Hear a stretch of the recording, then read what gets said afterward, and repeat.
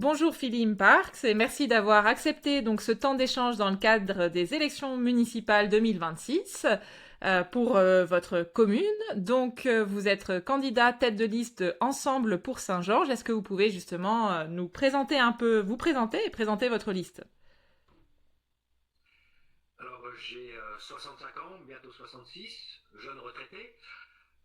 J'ai travaillé toute ma carrière dans l'exportation des vins. Je suis arrivé il y a 35 ans dans le village pour le travail. J'ai trouvé non seulement du travail, mais aussi mon épouse. J'ai fondé ma famille ici, j'ai deux enfants qui vivent toujours à Saint-Georges. Donc voilà, je suis très attaché à ce village. Et pendant toute ma carrière, j'étais international, donc je voyageais énormément, mais Saint-Georges est resté mon port d'attache. Et aujourd'hui que j'ai un petit peu de temps et d'énergie à mettre à disposition, j'ai décidé de partir à l'aventure avec une équipe qui est... alors bon, on a tous des équipes formidables, c'est évident, mais j'ai vraiment une super équipe derrière moi, avec des gens qui sont nés ici. On a des jeunes qui sont arrivés il y a un an dans là qui veulent s'investir. Des gens qui, comme moi, sont des René-moi de cœur. Voilà, on est arrivé ici, on a pris ce village en amour et on veut tout faire pour le développer.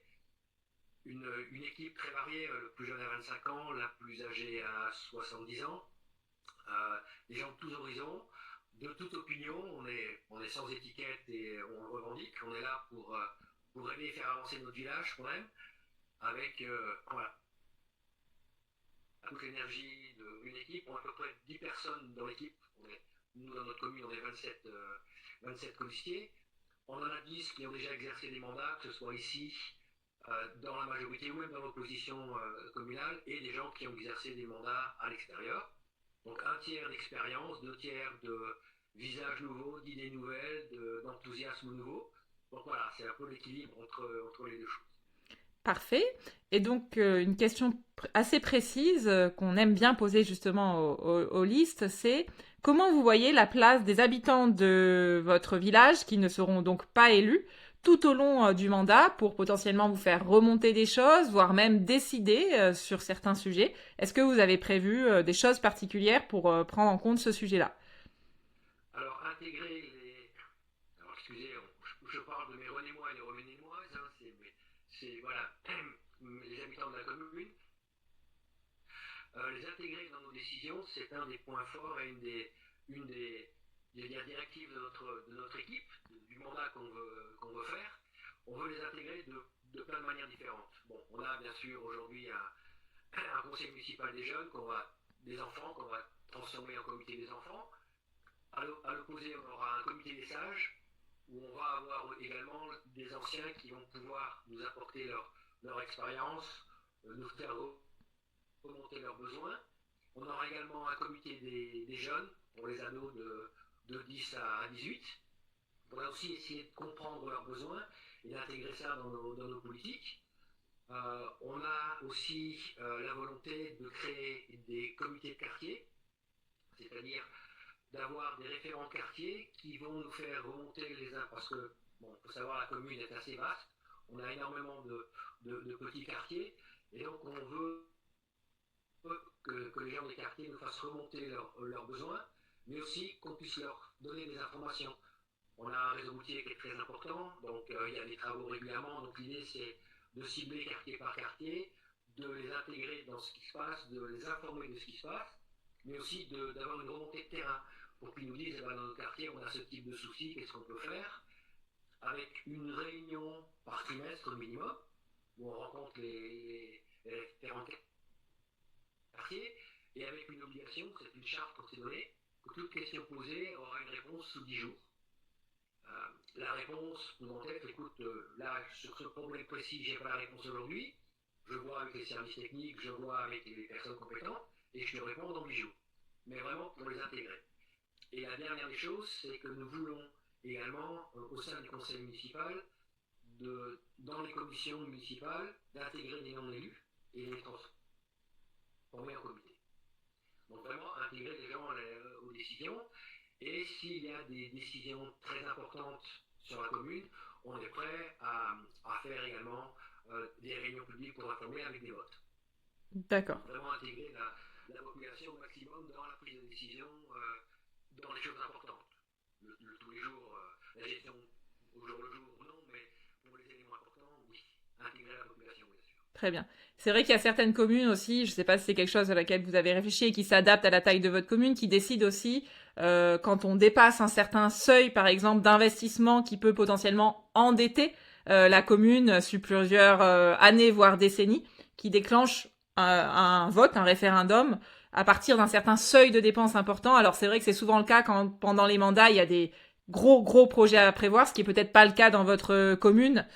Est-ce que c'est un élément aussi que vous avez en tête?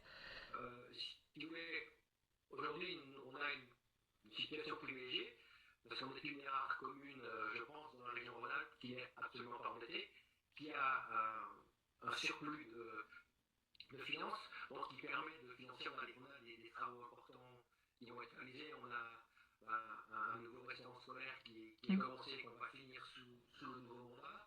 Un projet d'extension de l'école maternelle sous le nouveau mandat. Mais tout ceci, on a eu une excellente gestion jusqu'à présent. Et donc aujourd'hui, on n'est pas en obligation de faire des prêts énormes.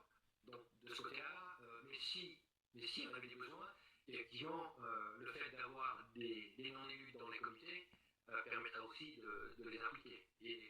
Et aussi, en dehors des annuaires, on va faire une réunion publique tous les ans où on explique aux gens comment des choses sont faites, de la vision.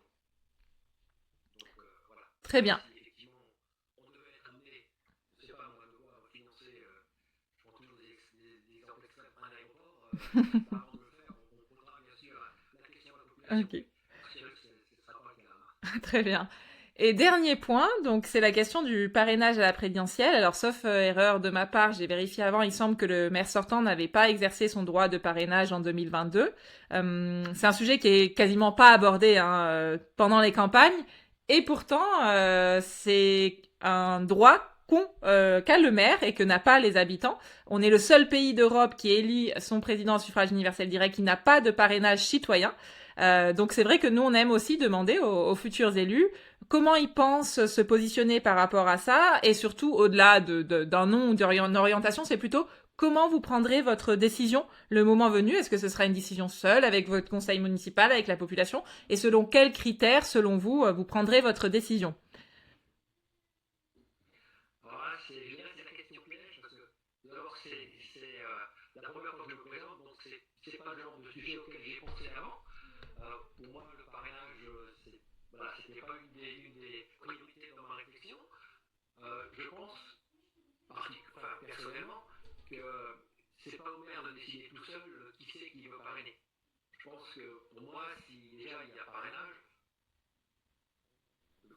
moi je demanderais à mon équipe, est-ce que vous voulez que nous parraine quelqu'un? Et si oui, sous quelle forme ça doit se présenter?